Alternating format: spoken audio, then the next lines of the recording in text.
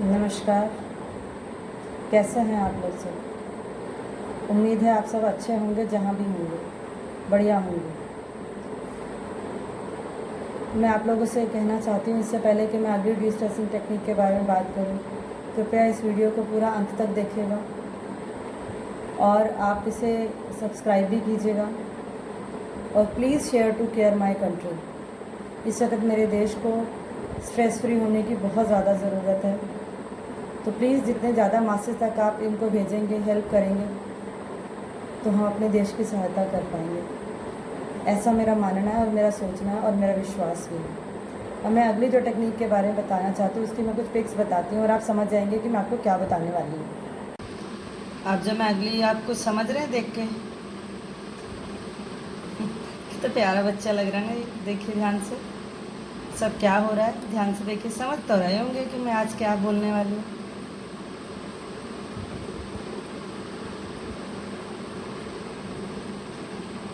समझ आया कुछ? जी हाँ, आप बिल्कुल सही समझे कि मैं रीडिंग के बारे में बात करने वाली हूँ। रीडिंग भी एक डी स्ट्रेसिंग टेक्निक है और कम से कम दिन में आप एक बार कुछ ज़रूर पढ़िए, इसकी आदत डालिए। अब रीडिंग से क्या फ़ायदे हैं वो मैं आपको बताती हूँ, तो आप खुद समझ आएंगे कि रीडिंग क्यों ज़रूरी है आपके जीवन के लिए। एक तो ये आपके जीवन में पॉजिटिव इफ़ेक्ट डालती है, आपके दिमाग को काफ़ी ताकतवर बनाती है, आपको दूसरे के पैरों में खड़े होकर या दूसरे की जगह पर खड़े होकर आपको उस स्थिति का एहसास करना सिखाती है, जिसे हम इंग्लिश में एम्पैथी कहते हैं। और आपकी जो दिमाग के जो सेल है ना, उसे जो है वो कमज़ोर होने से रोकती है, ठीक है। और ये आपके स्ट्रेस को दूर करती है।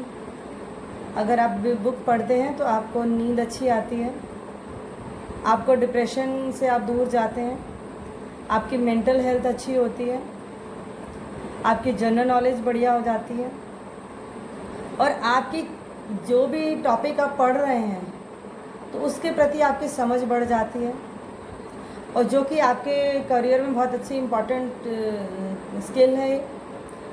और आपको अपने थॉट्स को एक नए तरीके से, रचनात्मक तरीके से सोचना भी सिखाती है और आपको आपकी सोच को आगे बढ़ावा भी देती है। कुछ स्टेप जितना आपको पढ़ते हो आप उससे थोड़ा आगे एनालिसिस करके सीखते हो, और आप अपने सिवाय उसके आगे के व्यक्तियों के बारे में भी सीख जाते हो सोचना। आपकी जो शब्दकोश है यानी कि वोकैबुलरी वो बढ़ जाती है, आप अच्छी बातचीत करने का तरीका सीखते हैं, आप अपने अंदर की कमियों को दूर करना सीखते हैं, आपकी जो राइटिंग स्किल है वो बढ़िया हो जाती है, आप अच्छा से लिखते हैं। जो लोग आजकल तो सब लोग कंप्यूटर पे ही लिखना शुरू कर दिया, पेंसिल कम पकड़ते हैं, तो वो ये महसूस करते होंगे कि कभी कभी किसी स्पेलिंग को लिखने में, किसी शब्द को लिखने को ये ज़ोर देना पड़ता है उन्हें कि ये कैसे लिखना है।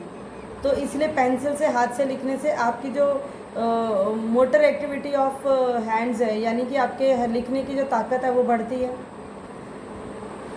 और आप बहुत ज़्यादा किसी भी चीज़ के बारे में बहुत अच्छे से, बहुत सूक्ष्म तरीके से सोच पाते हैं, यानी कि एनालिटिकल स्किल बहुत बढ़िया हो जाती है। आप फोकस करना सीख जाते हैं, आप कंसंट्रेट करना सीखते हैं, आपका फ्री में एंटरटेनमेंट होता है, आपको अंदरूनी शांति मिलती है। और जब आप पढ़ते हैं तो वो आपके ब्रेन के लिए एक एक्सरसाइज है, वर्कआउट है। और अगर कोई एक व्यक्ति पढ़ रहा हो तो दूसरे को उसकी छूत की बीमारी लगती है पढ़ने की, मतलब एक व्यक्ति कई लोगों को इन्फ्लुएंस कर सकता है पढ़ने में। और ये अगर आप पोइट्री लिखते हैं या उसको पोइट्री को बोलते हैं तो आप अपने अंतर्मन को बताना सीखते हैं, यानी कि सेल्फ रिफ्लेक्शन आप कर पाते हैं अच्छे से। और पोइट्री ऑर्डिनरी व्यक्ति नहीं लिख सकता है, उसके लिए बहुत ज़्यादा हायर स्किल्स होनी ज़रूरी होती हैं, वो रीडिंग से ही आती है आपको। आपकी मेंटल एज जो है वो एजिंग जो है वो देर से होती है, यानी कि आपका दिमाग जल्दी बूढ़ा नहीं होता, वो हमेशा जवान रहता है। और आपके सीखने को ये सुपर चार्ज करता है। आपका जो हिप्पोकैम्पस होता है दिमाग में, जो कि लर्निंग और मेमोरी का एरिया, यानी कि सीखने का और याद करने का एरिया, वो एक्टिवेट हो जाता है इससे। और कुछ शब्दों में हम बात कहना सीख जाते हैं। इसे हम फ्यूअर आर दी बेटर, इसका मतलब है कि हमें ये समझ आ जाता है कि क्या बात कही गई है, क्या नहीं कही गई, और इन जो नहीं कहा गया और क्या कहा गया उसके पीछे हिडन मीनिंग क्या है। आप डिसीजन मेकिंग अच्छी कर पाते हैं और आप भावनात्मक रूप से उन चीज़ों को अच्छे से प्रोसेस कर पाते हैं। और यही सारे काम म्यूज़िक और पोइट्री भी करती है। अगर हम कॉम्प्लेक्स नोट्स पढ़ते हैं थोड़े और हाई लेवल की अगर हम कविताएं पढ़ते हैं या हाई लेवल की पोइट्री पढ़ते हैं या हम फ्रेजेस पढ़ते हैं, मुहावरे पढ़ते हैं, तो हम उसको डिफरेंट सिनेरियोज और डिफरेंट उसमें समय में हम उनको अप्लाई करना सीख जाते हैं। एप्लीकेशन पार्ट हमारा अच्छा होता है। और मज़े की बात है कि जब हम रीडिंग करते हैं तो या जो हम पढ़ाई करते हैं या पढ़ते हैं, कैजुअल पढ़ते हैं या वैसे पढ़ते हैं, उसका एनालिसिस हमारे ब्रेन में 5 दिन तक एक्टिव रहता है। 5 दिन तक ब्रेन जो है उसके बाद भी वो एक्टिविटी करता रहता है। तो रीडिंग हमारे ब्रेन को बहुत ज़बरदस्त तरीके से स्टिमुलेट करती है। इसके बाद एक स्टडी आई, ये सारी मैं वैसे अभी तक आपको रिसर्च बता रही, पर एक और उसके साथ साथ एक ये स्टडी थी, एक स्टडी आई ह्यूमन ब्रेन मैपिंग के ऊपर। तो उसमें बताया गया कि हमारे ब्रेन के कौन कौन से हिस्से स्टिमुलेट होते हैं जब हम रीडिंग करते हैं। तो मैं कुछ टेक्निकल होगा परंतु फिर भी आप सुनेंगे तो आपको अच्छा लगेगा। मीडियल प्री फ्रंटल कॉर्टेक्स होता है हमारे ब्रेन में, जो कि डिसीजन मेकिंग और मेमोरी रिकॉल के लिए काम आता है। ये जो रीडिंग से जो इन्फ्लुएंस होते हैं एरिया, मैं उन सबके नाम ले रही हूँ। तो उसी से रीडिंग से ही हमारा लेटरल टेम्पोरल कॉर्टेक्स भी इन्फ्लुएंस होता है, जो emotional association and visual memory के लिए काम आता है। यानी कि हम अपनी भावनात्मक तौर से चीज़ों से जुड़ते हैं और हम देखने के बाद जो उसे मैं याद रख सकते हैं, उस वो मेमोरी हमारी बढ़िया होती है। हिप्पोकैम्पल फॉर्मेशन जो हमारा एरिया, वो हमारा जो है लंबे समय तक याद रखने के लिए काम आता है। फिर पोस्टीरियर सिंगुलेट कॉर्टेक्स जो है वो हमारी थोड़े समय की जो मेमोरी है, याद है, वो उसको रिकॉल कर सकता है। मतलब कुछ समय पहले अगर हमने कुछ घटना हुई है तो उसको रिकॉल की शक्ति हमारे अंदर आती है। फिर इन्फीरियर पैराइटल लोब भी हमारा जो है इन्फ्लुएंस होता है, जो हमारी दूसरों की भावनाओं को समझने में हेल्प करता है और उनके पीछे और हमारी सेंसेस को भी इम्प्रूव करता है कि वो हम दूसरे के मन में क्या चलता है और हमारे सेंसेस उसको कैसे फील कर सकते हैं, वो भी हमें बताता है। इसके बाद आता है कि परंतु ये सारे इफ़ेक्ट तब आते हैं जब हम लगातार पढ़ते हैं। अगर नहीं पढ़ते तो इफ़ेक्ट नहीं आते हैं। और रीडिंग जो है बेसिकली ब्रेन के लिए एक जिम्नास्टिक है, मेंटल जिम्नास्टिक है, ठीक है। और ये हमारे को एक बहुत ज़्यादा स्ट्रॉन्ग जो है हमारे ब्रेन की ट्रेनिंग भी होती है रीडिंग से। और जब हम रीडिंग करते हैं तो हम उन चीज़ों को प्रैक्टिस करते हैं जो हम पढ़ते हैं, उन चीज़ों को प्रैक्टिस करते हैं संसार में अपने, और फिर उसको हम अपने संसार में यूटिलाइज करते हैं। आज संसार में जितना कुछ भी है बस आफ्टर रीडिंग ही आया। अब बात आती है कि हम पढ़ें कब। कोई आपसे कहेगा जी हम तो रात को पढ़ते हैं, वो ज़्यादा अच्छा। कोई कहता है कि हम मॉर्निंग में पढ़ते हैं। तो मैं आपसे ये कहना चाहती हूँ कि कृपया आप डे रीडिंग की आदत डालिए। जो स्टूडेंट्स रात को पढ़ते हैं, देर रात तक पढ़ते हैं, सुबह 3 बजे सोते हैं या 5 बजे सोते हैं, तो बेसिकली उनका जो एक बायोरिदम है, हमारे शरीर का एक बैलेंस होता है, बायोरिदम जो है वो बिगड़ जाता है और हमें बहुत सारी बीमारियां भी होती हैं उससे। तो मैंने थोड़ी सी रिसर्च करी तो मैं वो बताना चाहती हूँ कि मॉर्निंग रीडिंग से एक्चुअली में आपके क्या फ़ायदे होते हैं। अगर हम मॉर्निंग रीडिंग करते हैं सुबह 7 से 11 बजे तक, तो आपको उस वक़्त मैथमेटिक्स यानी कि हिसाब और प्रॉब्लम सॉल्विंग यानी कि समस्या को सुलझाने वाली चीज़ें करनी चाहिए।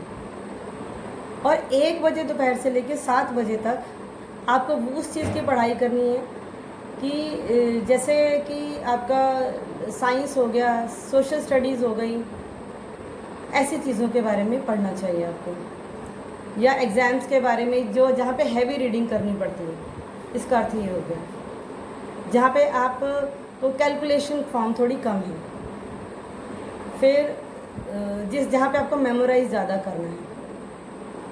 और अगर हम सुबह पढ़ते हैं तो इन जनरल उसमें हमारा जो स्ट्रेस है वो 68% कम हो जाता है, यानी कि 68% कम हो जाता है। वो हमारे दिमाग को हल्का करता है और शरीर की टेंशन को भी कम करता है।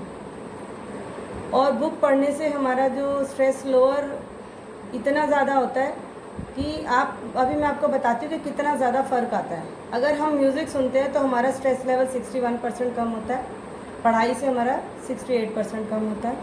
अगर हमने एक कप चाय पिए तो 54% स्ट्रेस कम होता है। इसका अर्थ ये नहीं कि आप एक के बाद चाय पीते रहें, वो भी हमें एडिक्शन नहीं करना है, अति सबकी बुरी। अगर हम वॉक करते हैं तो हमारा 42% स्ट्रेस कम होता है। और इसके विरुद्ध अगर हम वीडियो गेम्स खेलते हैं तो हमारा स्ट्रेस सिर्फ 21% कम होता है और हमारी हृदय की धड़कन बढ़ने लगती है, जो हमारे लिए एक्चुअली में ख़तरनाक है। इसलिए वीडियो गेम्स अवॉइड करें। और ये हमारी बहुत सारी बीमारियों को दूर करता है, ठीक है, हमारी इंटेलिजेंस को बढ़ाता है, हमारी दिमाग की शक्ति को बढ़ाता है, ठीक है, और ये हमारे को याद करने की शक्ति को बढ़ाता है। जो भूलने की बीमारी है बड़े लोगों में, 60 साल के बाद जब डिमेंशिया होता है या अल्जाइमर होता है, तो वो लोग अगर अपना लाइफ लॉन्ग पढ़ाई करते रहें तो वो लोगों को भूलने की बीमारी नहीं होती है, ठीक है। तो ये हमारे ब्रेन को अवेयर करके रखता है और वर्किंग कंडीशन में रखता है रीडिंग को जो है। तो आप समझ सकते हैं कि आपने रीडिंग से कितने इम्फेक्ट आते हैं। तो मेरी प्रार्थना है आप लोगों से, आप रीडिंग की आदत डालिए। अब आप कहोगे हम तो मोबाइल पे ही सारा दिन पढ़ते रहते हैं। उसके सिवाय मोबाइल में भी आप पढ़ें तो अच्छा पढ़ें। जैसे मैंने आपको एक पिक्चर दिखाई थी पीछे के, गांधी जी के 3 बंदर थे, उनमें से एक बंदर किताब पढ़ रहा था, एक ने मुंह पे हाथ रखा था और एक ने सिर पे हाथ रखा था। तो इसका क्या अर्थ हुआ? अच्छी किताबें पढ़िए या अच्छे आर्टिकल्स पढ़िए, ना तो बुरे आर्टिकल्स पढ़िए, ना किसी को दिखाइए, ना बताइए। इसका अर्थ क्या हुआ कि आप कृपया अच्छे मैसेजेस भेजिए ताकि जो लोग पढ़ें तो वो अच्छी चीज़ें पढ़ें। और आप अच्छा पढ़ सकते हैं, अच्छा बता सकते हैं, अच्छा देख सकते हैं रीडिंग के through. It is possible and I know you can do it and I know you will do it. आप करेंगे, कर सकते हैं, ऐसा मेरा पूरा विश्वास है और आप लोगों का भी विश्वास है।